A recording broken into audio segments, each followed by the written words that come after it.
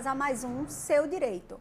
Hoje estaremos discutindo os direitos do homem do campo e receberemos o deputado Doriel Barros, que atua fortemente na temática, e Silvana Fonseca, que é conselheira da nossa OAB, além de membro da diretoria da ATP. Doriel, Silvana, muito obrigada pela presença de vocês, é um prazer recebê-los aqui no Seu Direito. Pois é, esse é um tema, eu acho que de interesse de todos nós, afinal, de alguma maneira chega à nossa mesa todos os trabalhos e frutos aí do homem do campo. Então, eu gostaria, deputado, que o senhor falasse um pouquinho de como o senhor voltou o seu olhar e atenção a essa problemática da agricultura familiar e dos direitos do homem do campo. Pois não. Cumprimentar você, Isabela, doutora Silvana. Prazer estar aqui com vocês. Eu sou um trabalhador rural, um agricultor familiar. Tenho muito orgulho de ser o segundo na história do parlamento pernambucano a ser eleito trabalhador rural. O primeiro foi o deputado estadual Manuel Santos.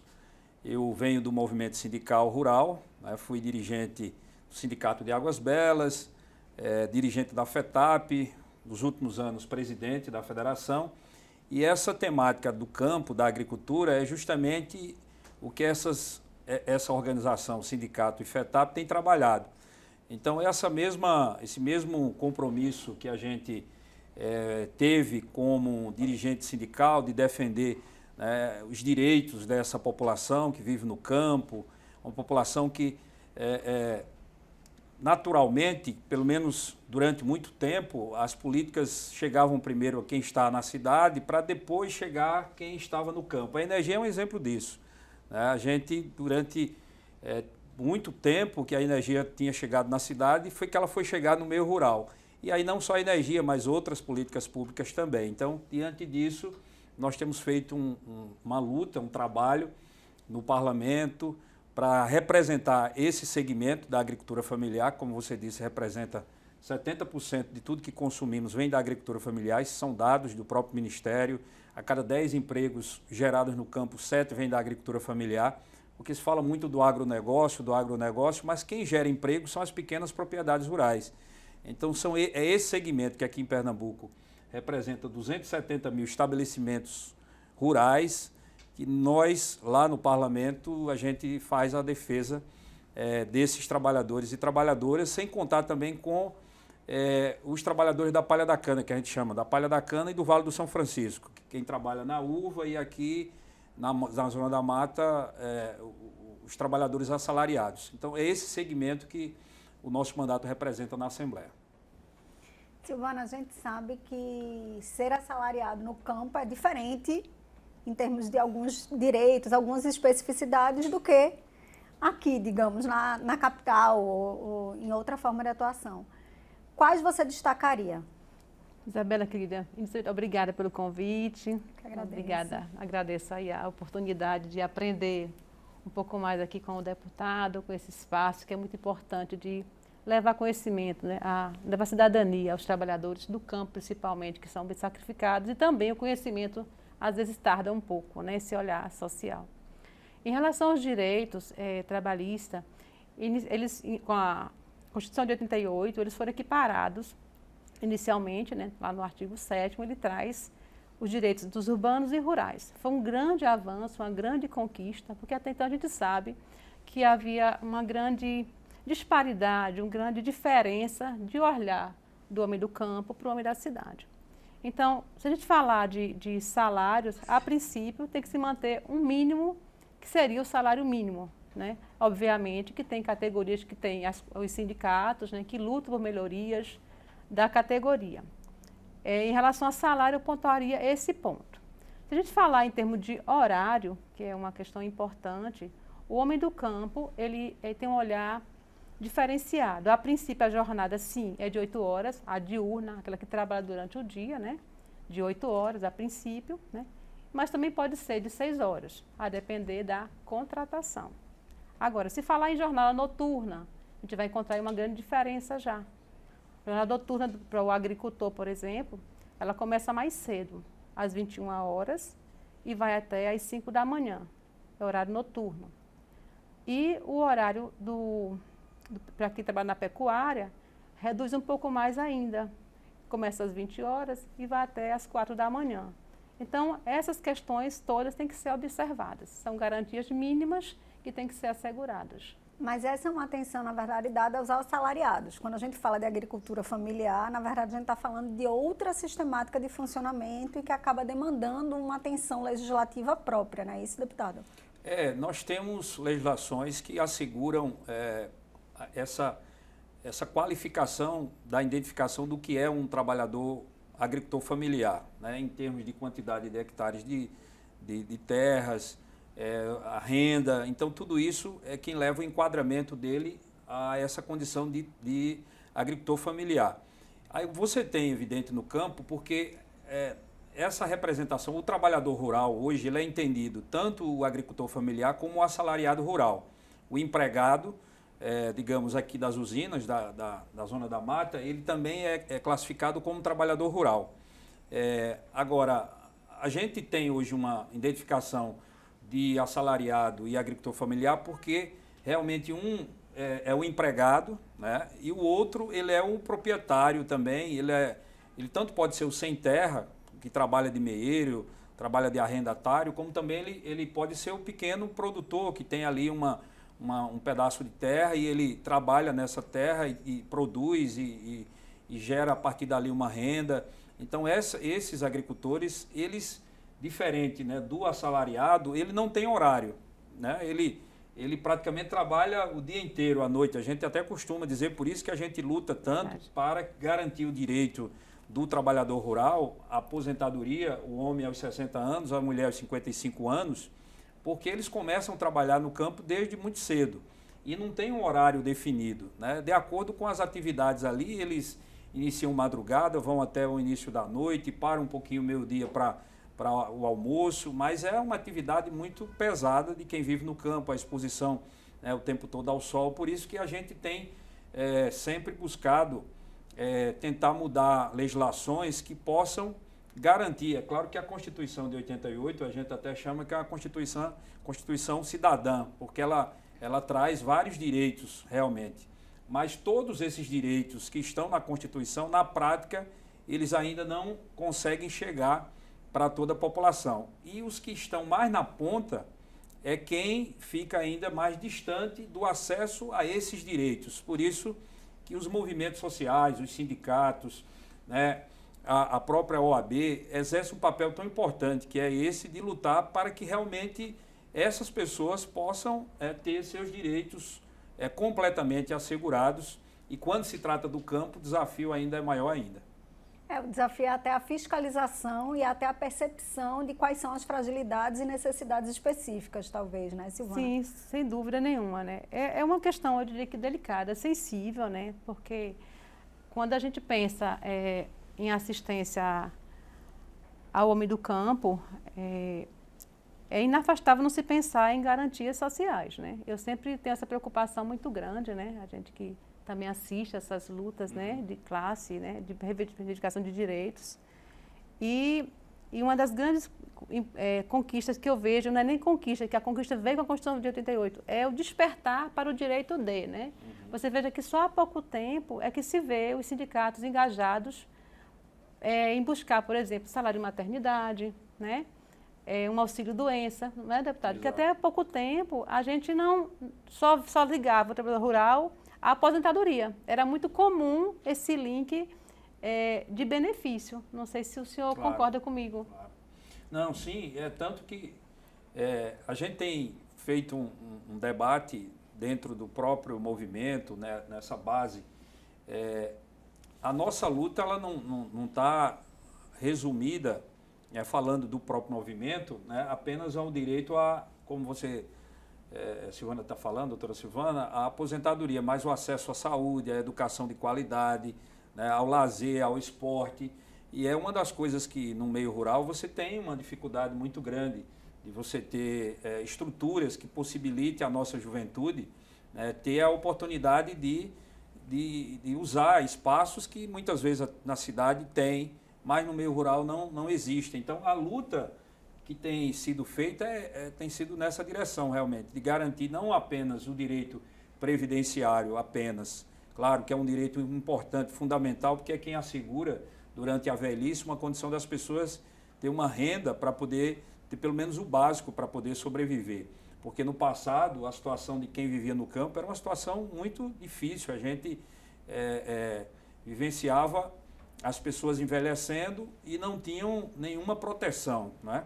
Mas a gente, claro, hoje entende que a luta precisa ser no sentido de garantir que as nossas crianças, que os nossos jovens, né, tenham acesso às políticas públicas que estão asseguradas para todos, que não pode ser apenas para alguns, né, tem que ser para todos. Por isso que nós apresentamos recentemente um projeto de criar uma política de segurança pública para o meio rural. Porque se você perguntar ao governo do estado se ele tem dados sobre as ocorrências que existem no meio rural, roubos, assaltos ou qualquer outro tipo de situação, como não há registro, fica muito distante a delegacia, as pessoas não vão para a cidade, então não há um mapa que possa mostrar qual é o índice de criminalidade que existe no meio rural. Nós, inclusive, apresentamos um projeto, doutora, justamente para a gente poder fazer com que o Estado crie instrumentos que possibilitem a delegacia virtual, né, outros instrumentos para aproximar esses órgãos do Estado de onde as pessoas estão, aonde as pessoas estão. Então, acho que é uma ação e outras que a gente tem pautado, como, por exemplo, eu conversava agora recentemente com a doutora, antes da gente entrar aqui ao vivo, sobre a habilitação gratuita para o agricultor familiar. É uma forma de garantir a cidadania para ele. Na zona rural, no sítio, na cidade do interior, as pessoas vão para a cidade pelas varedas, como a gente chama, com medo de ir pela BR, porque para não tomar sua moto, não tem habilitação. E a gente apresentou um projeto para criar essa habilitação gratuita para o trabalhador rural, uma forma de evitar acidentes. O Estado gasta milhões com acidentes, principalmente de motos no estado de Pernambuco.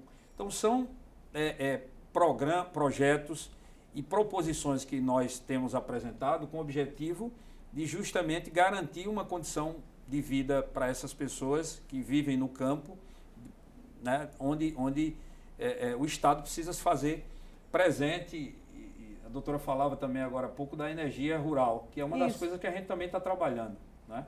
É interessante, é importante. Eu acho que quando a gente leva a cidadania, a gente traz consciência de direitos, né? Isso é um despertar que vem junto, né?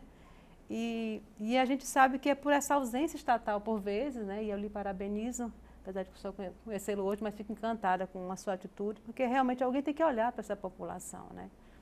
E o que acontece? Se não, vai permanecer o que a gente se vê até hoje, que são, infelizmente, ainda se encontra o trabalho escravo, por exemplo. Quando o Estado se ausenta, não é? Alguém toma conta desse espaço, né? E aí a ausência de normas, não é nem de leis, porque às vezes elas existem, é de quem dê conhecimento a, né? Porque ela já existe há muito tempo, né? A lei que trata do trabalhador rural, por exemplo, é muito antiga. A Constituição, meu Deus, já tem tempo que está em vigência. E aquilo é o mínimo que se tem que ter, não é verdade? Então é muito importante realmente essa levada de consciência para que se possa exercer a cidadania e, claro, né, a aplicação da lei para esses trabalhadores. Num primeiro momento, Silvana, você deu um recorte mais ligado aos direitos trabalhistas, que aí, no caso, se aplica aos assalariados.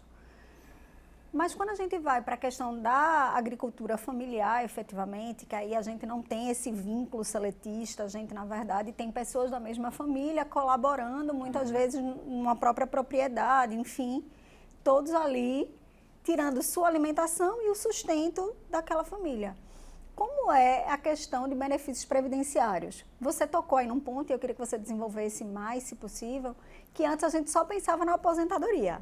E que agora a gente já tem uma maturidade maior da necessidade de ampliar esse olhar. Não é só a aposentadoria, que é um benefício que eles têm direito. Quais seriam? Então, a gente tem, além da aposentadoria, né, porque eles são enquadrados como trabalhadores especiais, eles se aposentam mais cedo, né? A mulher com 55 anos de idade, 15 anos de contribuição, e o homem com 60 anos, né, de idade. Esse é o cenário que permaneceu, ainda bem, né, nesse pós-reforma.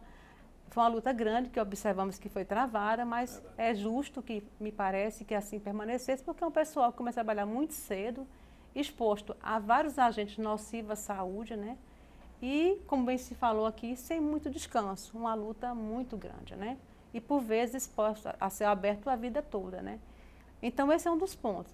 Outra questão é o salário maternidade. Hoje já está sendo assegurado o salário família, o auxílio acidente, que é pouco divulgado para o homem do campo, mas ele também tem direito, né? E é muito comum no interior, por falta de habilitação, por vezes, como disse o deputado, os acidentes existem, né? Muito. E o auxílio acidente é uma garantia também previdenciária para aquele trabalhador que ele tem um acidente de qualquer natureza ou do trabalho, ele fica com sequela parcial, ou seja, eu não tenho que estar incapacitado totalmente, eu posso ter uma capacidade parcial, permanente para o trabalho. Então, isso é um direito que ele é assegurado, claro, após uma perícia do INSS, que constata aquela incapacidade, e ele representa 50% do salário do trabalhador para o resto da vida. O que mudou, só uma explicação mais finalizando em relação a isso, é que antes da reforma da Previdência, esse benefício, ele tinha uma natureza que, em falecendo o titular desse direito, geraria uma pensão por morte, por exemplo. Ele recebia esse benefício, não precisava mais ficar contribuindo se desejasse. E aquele benefício, se ele tivesse uma companheira, um companheiro, geraria uma pensão por morte. É outro direito interessante também para se buscar e que ainda é pouquíssimo divulgado ainda no interior. Essas são algumas das questões que me lembrei a princípio, né, que pode ser requerido. Deputado, qual é o maior desafio de levar a essa população o conhecimento desses direitos e até de identificar essas necessidades? Como fazer isso? Hoje o grande desafio é fazer com que a população, esses trabalhadores, eles de fato tenham esse conhecimento sobre os seus direitos e dessa forma eles possam lutar para assegurá-los, né? A gente sabe que os movimentos exercem um papel importante de chegar até onde estão essas pessoas. Os sindicatos têm feito um trabalho importante nesse sentido e o processo de reorganização também política desses trabalhadores é muito importante, porque, por exemplo, a partir do momento que você passa a ter suas representações, essa luta pelos seus direitos se torna mais visível, né? Porque isso acontece no Parlamento Municipal, isso acontece no Parlamento Estadual, isso acontece no Parlamento Federal. Essas demandas desses trabalhadores, elas se colocam de maneira mais forte quando você tem nesses espaços pessoas que vivenciaram ou que têm uma relação direta com as demandas desse público. Então, o que eu tenho percebido, e quando já estava na direção da FETAP, a gente tinha, de fato, essa leitura de que era importante. Por isso que hoje o movimento sindical também tem trabalhado muito fortemente o processo de conscientização política desses trabalhadores. Porque dessa forma você consegue fazer escolhas e eleger pessoas que estejam comprometidas em defender os seus direitos, aquilo que de fato é importante para melhorar a sua qualidade de vida. Então acho que juntando a organização dos trabalhadores com o processo de conscientização política, eu acredito que esse é o caminho para a gente poder garantir todos esses direitos para essa população. Ou seja, em síntese, educação. E a questão da educação do campo, esse é um dos grandes desafios que também hoje é tratado, porque a educação ela não considera na sua grade curricular essa questão do meio onde as pessoas vivem, né? Então você está lá na comunidade, mas muitas vezes os filhos dos trabalhadores não conseguem absorver aquela atividade como algo importante e aí vão embora para cidades grandes, achando que a agricultura não fornece a possibilidade dele se desenvolver ali.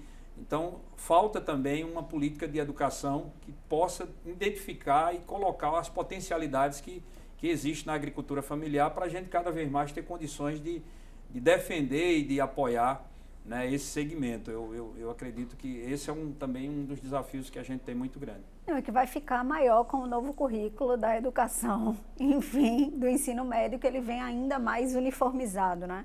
Mas eu estava pensando em educação até num sentido mais amplo, deputado, além da educação formal, Sim. que, claro, é essa educação que precisa ter um olhar particularizado, tanto por região como para a cidade e para o campo, porque as necessidades são diferentes, mas a própria educação informal, essa educação que o próprio sindicato vai fazendo, os movimentos sociais têm um papel muito importante. Exato. E que, na verdade, é até a sua base, né? Você chega ao parlamento assim. E, Silvana, eu sei que você tem uma atenção muito grande a isso. E aí eu queria que você pudesse compartilhar para quem está assistindo a gente, o que tem que estar atento, que direitos, enfim. Então, eu estava escutando a fala do deputado e me lembrando que, por vezes, falta água potável, né? Nesses lugares, né? Para se tomar. Isso seria o mínimo existencial que a gente fala, né? É uma água limpa, um lugar para dormir decente, né? Uma alimentação, como diz a lei, farta, né? E, infelizmente, ainda a realidade que se depara, né? Não é bem essa, né? A gente tem um estudo da OIT, o Ministério do Trabalho, por exemplo, que ele é de 2015 a 2018, onde desse período foram resgatados 50 mil pessoas em regime de escravidão. É impensável, em datas tão recentes, a gente tem uma realidade dessa. Então, realmente é muito importante que voltemos nossa atenção para essas pessoas. Esse é um ponto, né? E outra questão importante também porque a gente fala muito em direitos, e isso é lindo na teoria, né? Mas às vezes não há oportunidade de exercer esse direito. Porque quem está numa condição de subordinação, né, de dependência econômica, às vezes não é fácil, né, levantar essa voz. Se não tiver um líder, né, uma liderança local, que busque aquilo para ajuste de cláusula contratual, de cláusula de convenção coletiva e fazer valer de maneira coletiva, fica difícil esse exercício, né? E aí é onde entra realmente, né, o nosso legislativo buscando aí esse amparo tão necessário. Falando de horário, já falamos de horário, a questão do horário noturno também já colocamos, a hora extra do trabalhador para quem é assalariado. E eu me volto muito isso, que isso é um mínimo também que por vezes não é observado, é 50%, né?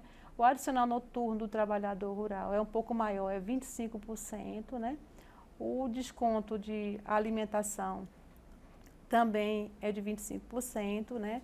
Da moradia é 20%. Isso tudo está estipulado na lei que regulamenta esses trabalhadores, né? Acho que uma coisa importante, se pudessem levar, em termos, se falar do trabalhador empregado, é dar essa publicidade, né? Se falarmos da economia de subsistência, é realmente trazer essas condições mínimas que estariam lá no artigo 6º da Constituição Federal, que também está dentro do trabalhador rural, o homem do campo de um todo, que é o direito à saúde, à alimentação, à educação, né? Então, a grande dificuldade que a gente vive hoje é trazer isso, né, que está na lei, muito bacana, muito bonito, para a realidade do campo, né? Então, realmente é uma luta de classe muito grande, né? Isabelle, me permite só dois comentários em relação ao que a doutora Silvana colocou. Em relação à água, hoje é um dos grandes desafios que nós temos para a área rural é a questão da água.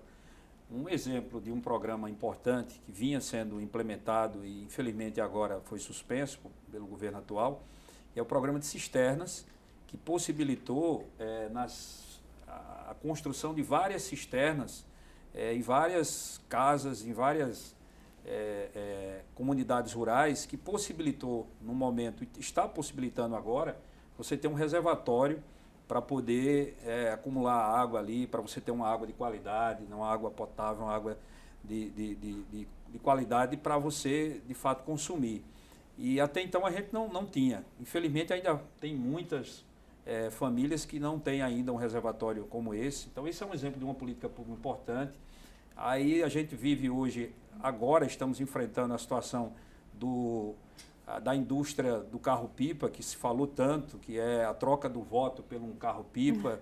Então, diante da situação hídrica que a gente está vivendo, então o grande desafio é a gente fazer com que essa água que é de todos, ela chegue realmente para a população do semiárido, não apenas para consumo, mas também para produção. Sim. E aí, quando a doutora Silvana traz uma questão que muitas vezes termina as pessoas trabalhando isso muito forte, que é a questão da subsistência, como se a agricultura ela produzisse apenas para consumo de quem está lá. Mas ela tem uma oferta de mercado enorme. Né? Se o Brasil, praticamente, por exemplo, hoje a gente não tivesse a agricultura familiar, o Brasil entraria em colapso, porque os grandes produtores de soja, de trigo, né, de milho, estão vendendo para fora do país. Então, quem mantém o mercado de abastecimento para o consumo é esse segmento da agricultura familiar. E que muitas vezes, ou que hoje principalmente, né, não tem da parte do Estado, do governo brasileiro, esse reconhecimento da sua importância. O governo não sabe o que é a agricultura familiar. Acha que... Esse é o problema, na verdade, do homem da cidade pensando o homem do campo. Não vai funcionar, porque ele não vai entender quais são as dificuldades, quais são as necessidades. Por isso que é importante que o homem do campo tenha voz e vez no parlamento, para que possa efetivamente falar trazer as suas demandas e as suas necessidades, perfeitamente. De tudo que a gente está falando, o que fica claro é como é preocupante num país de uma dimensão continental como o nosso, a gente vê a desmobilização de direitos sociais, a gente vê o enfraquecimento dos sindicatos, a gente vê, na verdade, um retrocesso em diversos projetos, como o de Cisterna. A criminalização dos sem terras, porque a Constituição de 88, né, doutora, assegura que a propriedade que não esteja cumprindo a sua função social deve ser destinada para fins de reforma agrária. E aí o que você tem uma quantidade de terras aqui em Pernambuco, que os seus proprietários são devedores da União, devedores do Estado, e por lei, pela Constituição, deveria ser desapropriada, outras que não estão cumprindo a sua função produtiva, estão lá improdutivas, sem produção nenhuma, mas esses trabalhadores sem terras são vistos como baderneiros, como criminosos, porque estão lutando ali para ser cumprido o que está na Constituição. Então, nós temos uma inversão, muitas vezes, de valores e de entendimento do que é que a Constituição realmente assegura. Doriel, Silvana, a gente está se aproximando do fim. Mas, antes de terminarmos, eu preciso pedir que vocês deem uma dica de leitura. Né? Para quem está nos assistindo, que livro é imperdível de ser lido? Veja, eu queria sugerir, principalmente nesse momento que a gente está vivendo hoje, Como as Democracias Morrem. É um livro excelente. Né, que pode ajudar bastante a gente refletir esse momento pela qual passa o Brasil e vários países, né, do mundo. Então, eu recomendaria esse livro como um livro muito importante para a leitura. Já li e endosso. Excelente recomendação. Eu ia dizer a mesma coisa, li e endosso, mas eu recomendo algo bem distante dessa leitura. Né? A pandemia me fez refletir muito, né? E eu estou revisitando o que já li há muito tempo. Estou revendo Napoleão Hill, Arleio do Triunfo, acho que eu estou tentando vencer esses medos, né? Eu acho que a pandemia trouxe muito medo, muito novo, muita inquietação. E é um livro que eu gosto muito, já li há muito tempo, estou relendo agora, então também recomendo. E para finalizarmos, um bate-bola. Eu falo uma palavra e vocês respondem aí com uma palavra também. Campo. Produção. Sossego. Cidade. Um ambiente de diversão. Produtivo, é um lugar produtivo para mim. Pernambuco. Um estado de muitos valores. Pernambuco tem a minha gratidão. É isso, eu agradeço imensamente a disponibilidade de vocês, a presença aqui no Seu Direito. Muito obrigada, deputado, muito obrigada, Silvana. E vocês continuem atentos ao Seu Direito. É um programa fruto da parceria da ESA-OAB Pernambuco com a Alep, para que você tenha uma cidadania mais ativa. Fique conosco.